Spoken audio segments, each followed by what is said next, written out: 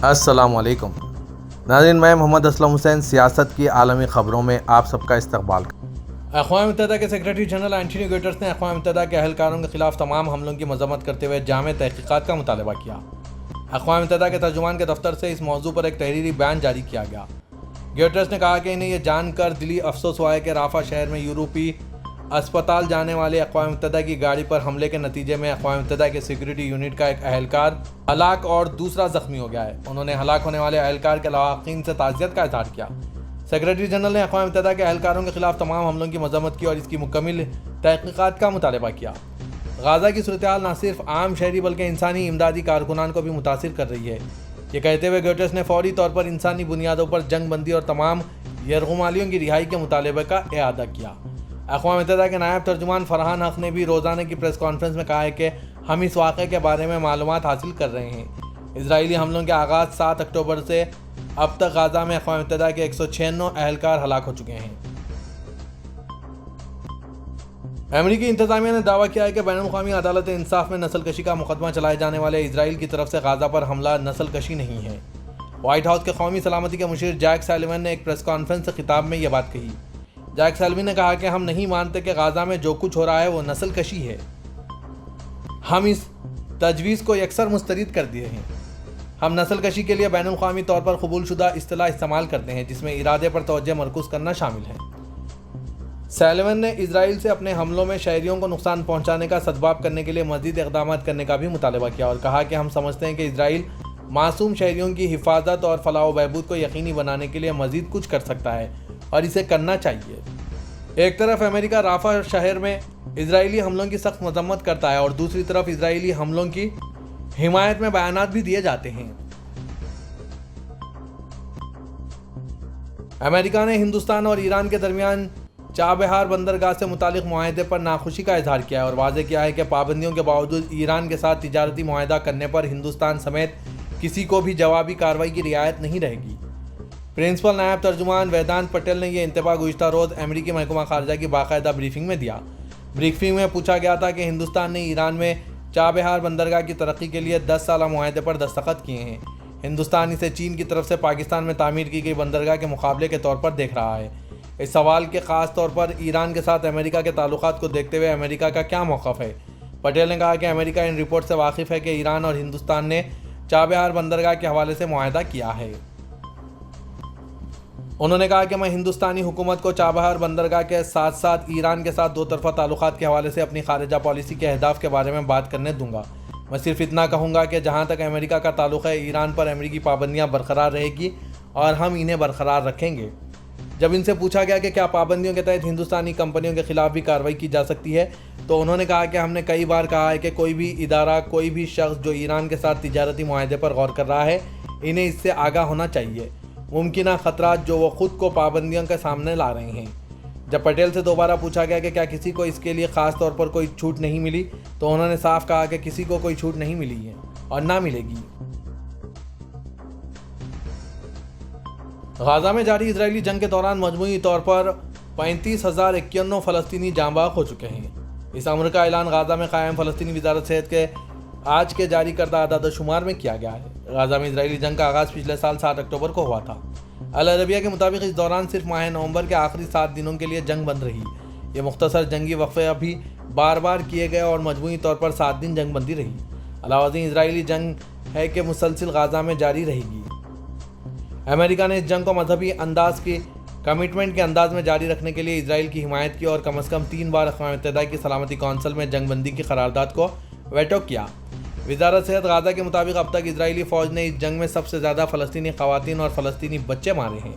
ان فلسطینی ہلاکتوں میں 2/3 تعداد انہی عورتوں اور فلسطینی بچوں کی ہے، جبکہ اعداد و شمار میں شامل کیے گئے آخری 24 گھنٹوں کی ہلاکتوں کی تعداد 57 بتائی گئی ہے۔ ان اعداد و شمار میں بتایا گیا ہے کہ اسرائیلی فوج نے اس جنگی عرصے میں اب تک 78,827 فلسطینیوں کو زخمی کیا ہے۔ نیز اسرائیلی فوج نے جس طرح جنگ میں اسپتالوں کو بھی بمباری کا چن چن کر نشانہ بنایا، اس کے نتیجے میں غزہ میں موجود اسپتال تقریباً تباہ ہو چکے اور نظام صحت اپنی آخری سانس لے رہا ہے، کیونکہ اسرائیل نے اسپتالوں پر نہ صرف بمباری اور ٹینکوں سے گولہ باری کی بلکہ کئی دن تک اسپتالوں پر جاری رکھے گئے فوجی حملوں کے بعد ہلاک کیے گئے ڈاکٹروں، طبی عملے کے ارکان، زخمیوں اور مریضوں کو کئی اسپتالوں میں ہی اجتماعی قبروں کی نظر کیا گیا۔ پھر بھی امریکہ کے ایک ترجمان کہتے ہیں کہ اسرائیل کی طرف سے جو غزہ پر حملے ہو رہے ہیں وہ نسل کشی نہیں ہے۔ عراقی دارالحکومت بغداد کے شمال میں واقع صوبہ صلاح الدین میں آج اسلامک اسٹیٹ کے جنگجوؤں کے حملے میں ایک فوجی افسر اور 4 فوجی جاں بحق اور 6 دیگر زخمی ہو گئے۔ صوبائی پولیس کمانڈ کے میڈیا آفس محمد بازی نے بتایا کہ حملہ شام کے وقت ہوا جب عسکریت پسندوں نے صوبے کے مشرقی حصے کے دشوار گزار ناہموار علاقے میں فوجی چوکیوں پر حملہ کیا۔ حملے کے دوران دونوں فریقوں کے درمیان شدید جھڑپ ہوئی۔ انہوں نے کہا کہ جھڑپ میں ایک ریجمنٹ کمانڈر اور 4 فوجی ہلاک اور 6 دیگر زخمی ہوئے۔ انہوں نے کہا کہ حملہ آوروں کے جانی نقصان کی فوری طور پر کوئی اطلاع نہیں ہے۔ عراقی وزارت دفاع سے منسلک انٹیلیجنس ڈائریکٹریٹ نے بھی آج ایک بیان میں بغداد سے 40 کلومیٹر جنوب میں واقع شہر لطیفہ میں IS کے ایک جنگجو کی گرفتاری کا اعلان کیا۔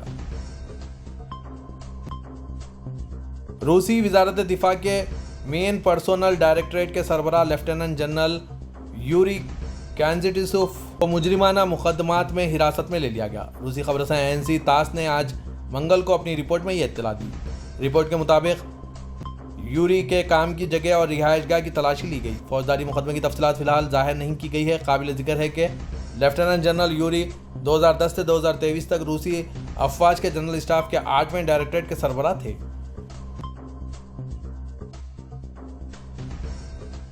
سعودی کابینہ کے ہفتہ وار اجلاس میں حج کے حوالے سے کی جانے والی تیاریاں اور مختلف اداروں کی رپورٹوں کا جائزہ لیا گیا۔ سرکاری خبر رساں NCSPA کے مطابق کابینہ کا اجلاس آج منگل کو جدہ میں شاہ سلمان بن عبدالعزیز کی زیر صدارت منعقد ہوا۔ اجلاس کے آغاز میں شاہ سلمان بن عبدالعزیز نے مختلف ممالک سے آنے والے عازمین حج کو خوش آمدید کیا اور اس بات کی یقین دہانی کرائی کہ اللہ کے گھر کے مہمانوں اور مسجد نبوی کے زائرین کی خدمت ہمارا اولین ترجیح ہے۔ اجلاس میں مکہ مدینہ اور مقدس مقامات میں داخلے کے طریقہ کار اور خدمات کے اعلیٰ معیار کو برقرار رکھنے کے لیے ہدایت دی گئی۔ کابینہ کو سعودی ولی عہد شہزادہ محمد بن سلمان اور یوکرین کے صدر کے ٹیلی فونک رابطہ سمیت مختلف ملکوں کے ساتھ حالیہ سفارتی مکالموں کے حوالے سے جامع بریفنگ دی گئی۔ وزیر اطلاع سلمان بن یوسف دوسری نے کابینہ اجلاس کی کارروائی کے بارے میں سعودی خبر رساں ایجنسی کو بتایا کہ اجلاس کے شرکاء نے علاقائی اور عالمی حالات پر تبادلہ خیال کیا۔ سعودی کابینہ نے اقوام متحدہ کی جنرل اسمبلی کی جانب سے فلسطین کو تنظیم کی رکنیت دینے کی حمایت میں قرارداد کی منظوری کا بھی خیر مقدم کیا۔ اجلاس میں نہتے فلسطینیوں کے خلاف اسرائیلی افواج کی بڑھتی ہوئی عسکری کارروائیوں کو فوری طور پر روکنے کی ضرورت اور اس بات پر بھی زور دیا کہ فلسطین میں امدادی کاموں کے سلسلے میں پیش آنے والی رکاوٹوں کو فوری طور پر ختم کرنے کی شدت سے ضرورت ہے۔ سعودی وزیر خزانہ محمد جدان نے کہا ہے کہ ویژن 2030 کے اجرا کے بعد ملک کی قومی آمدنی میں 15% اضافہ ہوا ہے۔ سبق ویب سائٹ کے مطابق وہ قطر کے دارالحکومت دوحہ میں منعقد ہوئے اکنامک فورم سے خطاب کر رہے تھے۔ انہوں نے کہا کہ ہم مشرق وسطی اور خلیجی ریاستوں کی معیشت کی تشکیل نو کریں گے۔ انہوں نے واضح کیا کہ خلیجی ممالک کی کرنسی میں ٹھہراؤ کے بعد درآمدات کی لاگت میں کمی ہوئی ہے۔ اس کے باوجود ہمیں عالمی معیشت میں ہونے والی تبدیلیوں کے ساتھ خود کو ہم آہنگ کرنا ہے۔ انہوں نے انکشاف کیا کہ سعودی عرب کی قومی آمدنی کا 72% حصہ نان آئل انویسٹمنٹ سے ہے۔ یہی وجہ ہے کہ ہم نے تیل کی پیداوار میں 7% کمی کر دی ہے۔ سعودی عرب کی ریاض پولیس نے فرضی حج کمپنی چلانے والے 2 غیر ملکیوں کو گرفتار کر لیا۔ سبق ویب سائٹ کے مطابق پولیس نے کہا ہے کہ گرفتار شدگان مصری تارکین وطن ہیں۔ ریاض پولیس نے کہا ہے کہ ان افراد نے سوشل میڈیا پر تشہیری مہم چلا رکھی تھی جس میں دعویٰ کیا گیا تھا کہ وہ اجازت نامے کے بغیر بھی حج کرا سکتے ہیں۔ گرفتار شدگان نے ریاض میں بڑی ٹرانسپورٹ کا دفتر کھول رکھا تھا جس کے آڑے وہ فرضی حج کمپنی بھی چلا رہے تھے۔ خفیہ پولیس کے افراد نے گرفتار شدگان سے رابطہ کیا اور حج کی خواہش کا اظہار کیا، جس پر فرضی حج کمپنی چلانے والوں نے یقین دلایا کہ وہ اجازت نامے کے بغیر بھی حج کرا سکتے ہیں، جبکہ مکہ مکرمہ اور مشاعر مقدسہ میں ان کے پاس رہائش ہے۔ پولیس نے کہا ہے کہ گرفتار شدگان ملک میں غیر قانونی طور پر مقیم تھے۔ ان سے تفتیش جاری ہے اور ضابطے کی کارروائی مکمل ہونے پر انہیں پبلک پروسیکیوشن کے حوالے کر دیا جائے گا۔ روٹ ٹو مکہ کے ذریعے ترکیہ سے عازمین حج کا پہلا قافلہ آج مدینہ منورہ پہنچ گیا۔ سبق ویب سائٹ کے مطابق انقرہ سے شہزادہ محمد بن عبدالعزیز ایئرپورٹ پہنچ رہے پہلی پرواز میں سوار عازمین کا بہترین طریقے سے استقبال کیا گیا اور انہیں تمام سہولتیں فراہم کی گئی۔ خیال رہے کہ روٹ ٹو مکہ سعودی وزارت داخلہ کا عازمین حج کے لیے آسان سفر کا انیشیٹو ہے جسے مسلسل 6 سال سے نافذ کیا جا رہا ہے۔ روٹ ٹو مکہ انیشیٹو میں وزارت داخلہ کے ساتھ وزارت خارجہ، وزارت صحت اور وزارت حج و عمرے کا تعاون حاصل ہے۔ اس کے علاوہ محکمہ شہری ہوابازی، محکمہ کسٹم اور سدایا بھی اس میں کام کر رہے ہیں۔ واضح کہ روٹ ٹو مکہ کی سہولت پاکستانی عازمین کو بھی حاصل ہے، جس کے تحت عازمین حج کی تمام سفری کارروائیاں پاکستانی ہوائی اڈوں میں ہی ہوتی ہے، جبکہ سعودی عرب پہنچنے پر انہیں بسوں کے ذریعے قیام گاہوں میں منتقل کیا جاتا ہے جہاں ان کا سامان مل جاتا ہے۔ ترکیہ کے وزیر خارجہ حاکان فیدان نے کہا کہ اسرائیل کا منظم طریقے سے ہزاروں بے گناہ فلسطینیوں کا قتل اور لاکھوں لوگوں کو بے گھر کرنا نسل کشی ہے۔ حاکان فیدان نے آسٹریا کے وزیر خارجہ الیگزینڈر شیلنبرگ کے ساتھ ایک مشترکہ پریس کانفرنس میں یہ بات کہی، جنہوں نے دارالحکومت انقرہ کا سرکاری دورہ کیا ہے، اس بات پر زور دیتے ہوئے کہ اسرائیل فلسطینی زمینوں پر قابض ہے۔ وزیر فیدان نے کہا، اسرائیل ایک قابض طاقت ہے، یہاں کی جنگ ایسی جنگ نہیں ہے جو کبھی بھی چھیڑ دی جاتی ہے، یہ قبضہ ہے اور یہ قبضہ کبھی نہیں رکتا۔ عالمی برادری نے دباؤ نہیں ڈالا، اسے روکا نہیں، کچھ بھی نہیں کر سکا۔ فیدان نے کہا کہ ترکیہ نے 7 اکتوبر کو اسرائیل میں حماس کے حملے میں شہریوں کی ہلاکت کی مذمت کی، یہی ہمارا اصول ہے۔ اسرائیل نے بعد میں منظم طریقے سے نہ صرف ایک دن بلکہ 7 ماہ کے لیے ہزاروں بے گناہ فلسطینیوں کو قتل کیا۔ یہ قتل انسانیت کے خلاف جرم ہے، یہ نسل کشی کی کوشش ہے اور یہ نسل کشی کا عمل ہے۔ صدر ترکی رجب طیب اردوغان نے کہا ہے کہ ترکیہ زرعی پیداوار کے لحاظ سے یورپ میں پہلے اور دنیا کے ٹاپ 10 ممالک میں سر فہرست میں شامل ہیں۔ صدر اردوغان نے ان خیالات کا اظہار دارالحکومت انقرہ میں union of chambers of agriculture اور ترکیہ کے مشاورتی بورڈ کے اجلاس میں شرکت کے موقع پر کیا۔ انہوں نے کہا کہ انہوں نے ملک کو جمہوریت، معیشت اور پیداوار میں ناقابل تصور سطح پر پہنچا دیا ہے۔ انہوں نے کہا کہ ہم نے اپنے ملک کی زرعی صلاحیت کو اجاگر کرنے کے لیے گرانٹ سپورٹ فراہم کی ہے، ہم نے پیداوار کو بہتر بنانے کے لیے زرعی مدد فراہم کی۔ ہمارے پروڈیوسرز کی شدید کوششوں کی بدولت ہمارے زراعت اور جنگلات کے شعبے نے گزشتہ 21 سالوں میں سے 16 سالوں میں مسلسل ترقی کی ہے۔ انہوں نے کہا کہ وہ زرعی پیداوار کے لحاظ سے یورپ میں پہلے اور دنیا کے ٹاپ 10 میں سر فہرست ہیں۔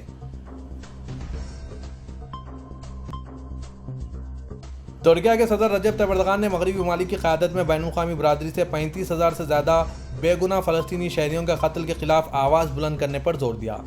اردوغان نے کہا کہ حماس کے 1000 سے زائد ارکان اس وقت ترکیہ کے اسپتالوں میں زیر علاج ہیں۔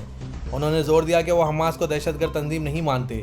صدر ترکی رجب طیب اردوغان نے صحافیوں کو بتایا کہ حماس کے بہت سے ارکان جاں بحق ہو گئے اور پورا مغرب ان پر ہر قسم کے ہتھیاروں اور گولہ بارود سے حملہ کر رہا ہے۔